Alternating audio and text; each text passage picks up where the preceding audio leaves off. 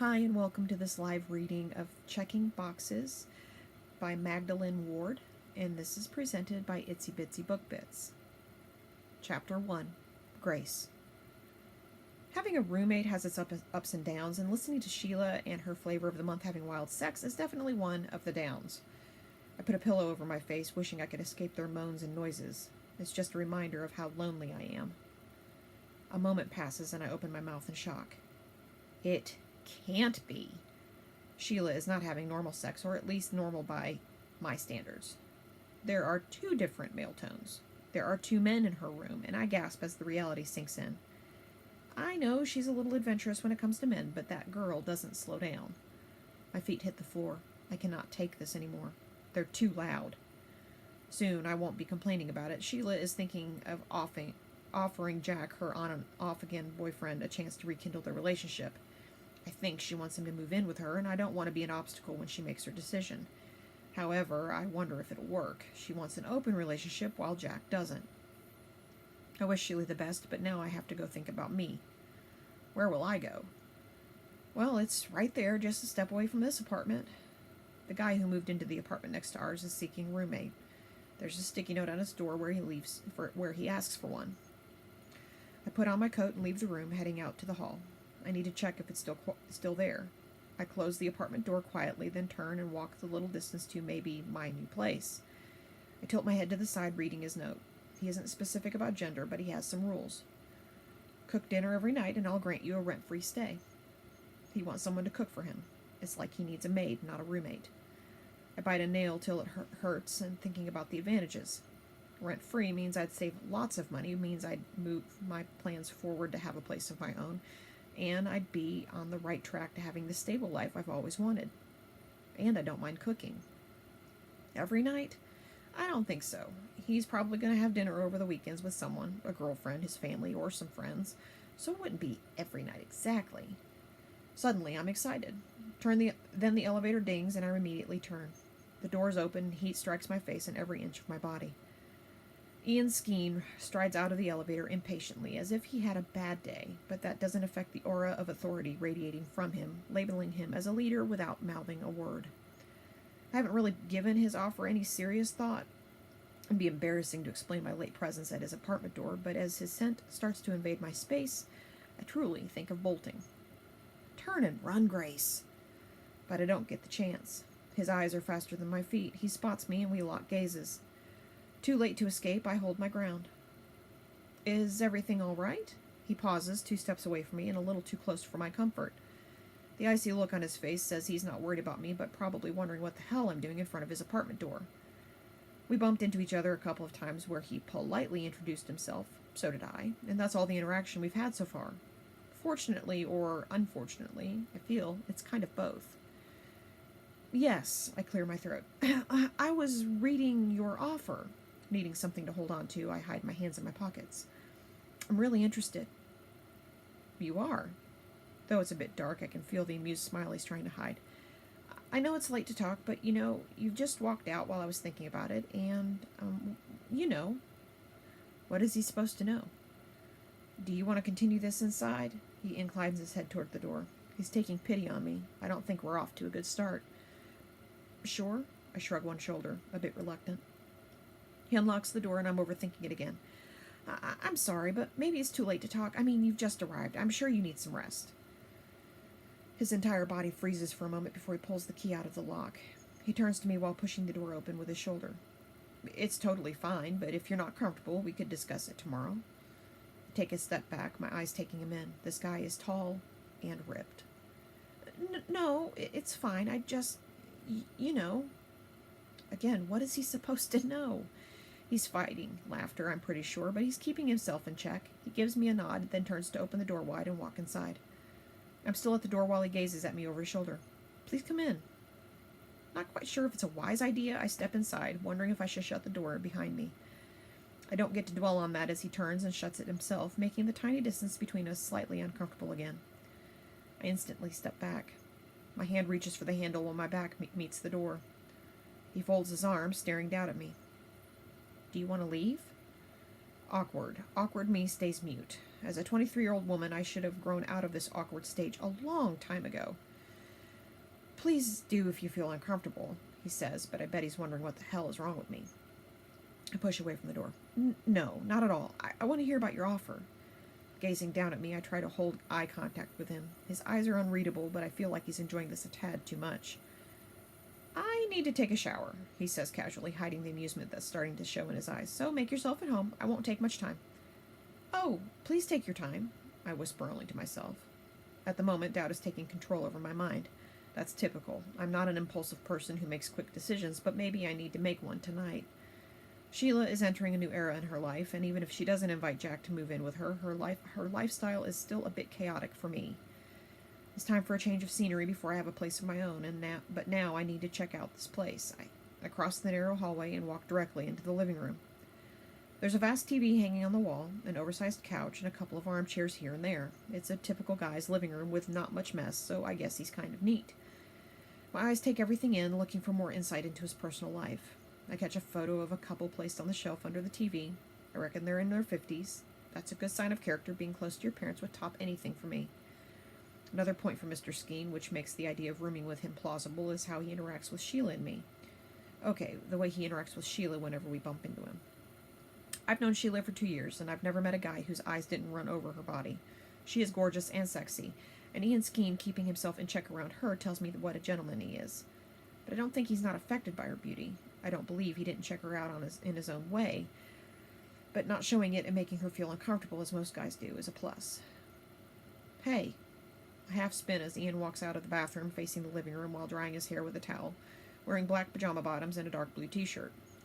This outfit makes him reachable, unlike the dark blue suit he wore earlier, but he's still out of my league. Ian Skeen is all sorts of physical perfection. And I've tried every time we bumped into each other, and even earlier, I've tried not to stare. But my eyes are now renegades against my mind. They're staring and taking their time. My eyes register what my brain refuses to dwell on. He's tall, slightly over 6 feet, with broad shoulders topping a very muscular body. His face is all sorts of male beauty. He has dark blue eyes, a strong nose, and a firm jaw. Very masculine indeed, and I need to look away and gather myself before he notices my inspection. Entering the living room, he throws the towel on the floor carelessly as if he's used to that. Not as neat as I thought him to be, but that's the least of my concerns right now. I'm seriously keeping my hands in check. I want to pick up that towel and dry his hair appropriately. It's started to drip, making little spots on his shoulders. Would you like something to drink? He asks, his eyes a little bit skeptical. And I get that. I can be a little awkward sometimes. No, thank you. It's late, so I need to get through with this. I'm ready to hear about your arrangement. It's pretty simple. He looks for me for a second before settling on the armchair next to the couch. Then he gestures for me to take a seat. I take the left corner of the couch and adjust myself to face him. I'm listening. I don't spend a lot of time here. I leave around 7:30 for work, where I often stay past 9, so I wouldn't be in your way that much. But I've got a couple of rules, if you don't mind. I smile, his self-assurance and practical approach making me comfortable, but then his eyes are intent on me. He probably wants to figure out what kind of person I am before considering the idea of letting me live with him, so I keep my smile. You own the place, so it's quite fair if you have rules. If you've read the note, then you know I expect a meal every night. He pauses, gauging my reaction before adding. A home-cooked meal. A healthy meal. If this works, I'll give you a list of the things I don't eat. You don't have to pay for any groceries, it's all at my expense, but you have to cook. I didn't give the idea of moving in here much thought, but I guess it's time I do. I can cook a meal every night and pay for my part of the groceries. I don't expect you to pay for me. He waves a firm hand. I won't take a dime for the groceries. My terms are non-negotiable. You either take my offer or leave it. It's kind of weird, but I need to know the rest of his rules before making my final decision. That's if he approves of me. So are there any other rules? He nods, taking a moment to gaze down at the floor, not shying away from the discoursing his rules. I don't think there's any bit of shyness in him. I don't allow partners, friends, or family members to stay the night, or to hang out here.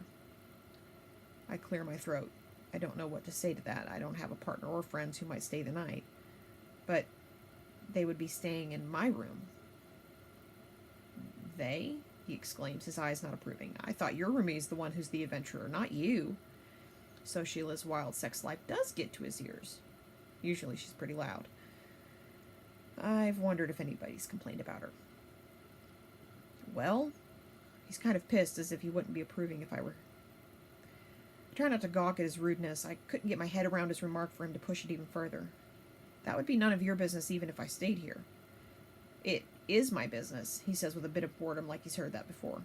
Your lifestyle would affect mine, but be sure I'm not interested in your private life outside of here. Gathering my wits, I don't want to be judgmental. Look how Sheila's lifestyle is affecting me. If I moved in here, you wouldn't have to worry about me not following the rules. He rusts back into the chair, though his expression is blank. I can feel he's not pleased with my comeback. Placing 2 hands on the armchair, he says, Then I think you would fit very well with my lifestyle.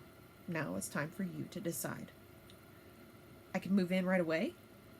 Just like that, like he's not the least bit upset about me invading his question. He wants me to move in with him? I try to hide my sudden surprise, not wanting to look too eager and lose this opportunity.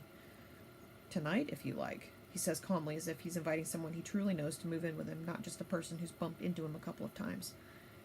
Do you even remember my name? I'm grateful to my impetuous tongue for expressing my doubts while my brain doesn't approve. It might cost me this chance. Grace Edwards. He stares intently at me, assuring me he has no doubt that this is my name. And I'm glad he does remember it, because for some odd reason his name has been imprinted on my brain. Do you want to take a look at your room? He stands smiling down at me with a welcoming invitation. He's won this. He's that sure of himself, of his offer, I guess. I'd love to. Though things are moving fast, I stand. There's nothing for me to lose. Following him out of the living room and into a narrow hallway, he pauses at the first door. That's my room. He turns slightly, gesturing toward the opposite door. That's yours. Feel free to check it out. There's a moment of silence where I smile like an idiot before he says, I'll grab a drink and be right back. This, moving fast, should have rubbed me the wrong way, but it doesn't as I walk into the room, my room. I'm eager to make it happen. Inside the room, the beautiful dresser catches my eye. It's an antique. I smile, standing before it. Then I inhale a deep breath before looking into the mirror. I'm not panicking as I would have been 6 months ago. Mirrors used to make me panic, but not now. I've healed. Mirrors and thinking about Sam don't make me panic as they used to. Sam. I sigh this dear name to my heart. It's only a name now, nothing more. I guess death belittles our dear ones into names and memories, but with Sam it's only a name for now. I cannot deal with our memories. For the last 6 months I've followed a path. I've chosen numbness. I've decided not to feel anything anymore. I will get on with my life, hoping for the best, hoping one day I will remember Sam and smile. Now, back to my reality, I touch a hand in my hair. I've completely forgotten that I marched out of bed. My long black hair is all kinds of messy. It's pretty gorgeous when it's combed, though. It contradicts beautifully with my white skin. I try to tidy it a bit, thankful that I put on a coat because the PJs I'm wearing are like 1,000 years old. Should have thrown them away a long time ago. Closing the last button on my coat, I make sure they're well hidden. It's enough he's seen my hair. I'm about to check out the antique closet when I catch his sight in the mirror. He's holding a beer while leaning against the doorframe, watching me. So, what do you think? He waves his beer around, not deterred by the fact that I've caught him watching me. It's his apartment, after all. I turn. My hands again are deep in my pockets. Great. He's blocking my exit, and I don't know where to go from here. I don't feel threatened by him, but I need to be cautious. He's practically a stranger who has offered me his place. No, I'm the one who started this. I need to be fair, even if he controls this whole thing now. He sips a little from his beer. You know, either you're nervous about all of this, or you lack some social skills. I don't know why I get these whispers of worries around him. He seems like a decent guy. I try to smile. I had them once. The social skills, you mean? He's a little skeptical. Yep, but I guess I've changed, I said without hiding my bitterness. I wish I could have them back and stop my parents from worrying about me. But right now, I don't need to think about that. I need to move forward, hoping for the best. I beg to differ. He takes a step inside, then turns and walks till he's half seated on the bed. Some people change and keep on changing, but the lucky ones, he pauses, raising his calm eyes to me, the lucky ones just find themselves. I like that. Finding myself is way better than being lost. And some are very good uplifting people. I wasn't trying to uplift you. I would never do that, he grins. I fold my arms, leaning into the dresser. Why? I've learned it the hard way. You burn yourself out trying to ignite another soul. It's not worth it. Trust me. I feel there's a sad story. I don't mean to intrude or push him to reveal something, but I'm intrigued by him. You know, he says, a bit uncomfortable that I've put him on the spot. We all have our share of bad luck and sad stories. I believe it's a universal thing. Even if you found yourself and know what you want in life? I throw his words back at him, sensing he was just saying them to uplift me. Especially if you've found yourself. By then you know what makes you tick, what you can tolerate, and what you can and can't live with, and there's where all the battles begin. Then finding ourselves doesn't make us so lucky. Again, I beg to differ. He's a bit surprised. When you find yourself, you knock down so many walls you have to go through. You'd be lucky to have only one miserable barrier to get through, or at least try to get through to find this happily ever after, or a motive to keep pushing yourself day after day. I make a face, trying to lighten this conversation and erase the sadness that is rusted in his eyes. I thought you were uplifting me? He does laugh, but nothing reaches his eyes. They're weirdly staring at some point beside me. He's staring at my left arm. I start to panic. I need to act. I hide my left hand in my pocket, hoping he'd miss the scar. The testimony I had given up on life, that I had given up on me. Not that I'm not used to people staring at it, but for some reason I find it hard not to try and justify my case to him. Something I'm sure I wouldn't be able to do. So, do you think we're going to be roomies? He stands, and I dread looking at his dark blue eyes. I cannot tolerate any look of pity in them, but if he's going to give me that, I need to know so I can abort this whole thing about moving in with him. I raise my eyes to clash with his careless ones. Thank God he missed my scar.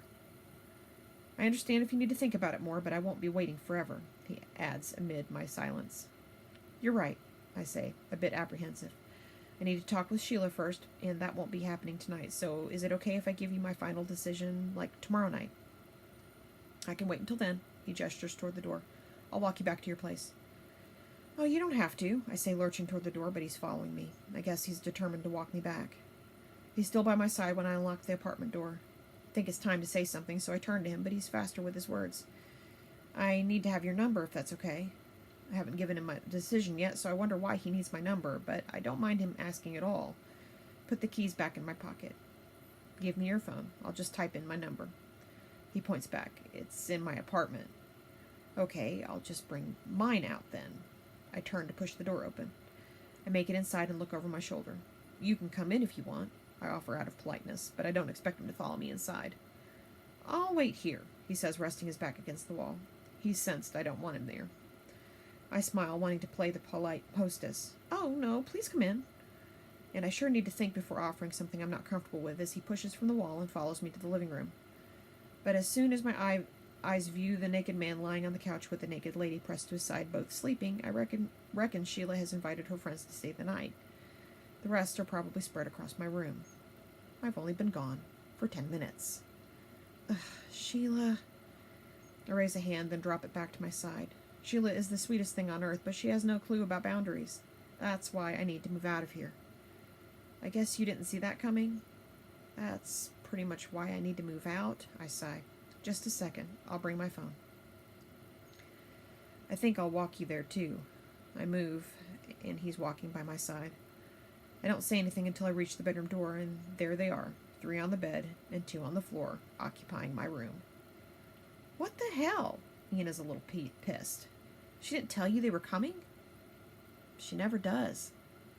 Then that's it, he says in a tone a bit disturbed and judging, like why the heck I've been tolerating that. What? I ask, folding my arms and daring him to articulate these judgmental thoughts lurking in his mind. You're moving in with me, case closed. He walks into the room. I watch as his eyes travel everywhere before he gazes at me over his shoulder. Do you have a small bag? I reluctantly stepped inside. What for? To grab some stuff for you to stay the night. I can see his stare fixated on the bed where the male zombies are probably drunk. I can't let you stay here. My dad always says a girl shouldn't spend the night under the same roof with a stranger, not to mention a bunch of them. But how is it different from spending the night at your place? I retort, cutting him off. It seems he lost some logic recalling his father's words. He gives me this soft look, unlike his assured self. You didn't let me finish. I gesture with my hand, challenging him. Please do. My father also says the worst strangers are the friends of friends. In that case, you let your guard down. But I'm not a friend of your friends, so your guard would be on point. See, I'm the lesser of the 2 evils you have. I touch a hand to my neck, my eyes calculating the scene. It won't be the first time I've stayed the night with Sheila's friends occupying the space, but now I've got a choice, a safe one, a lesser evil, he claims. So should I bring the small bag he's asking for, or politely show him to the door?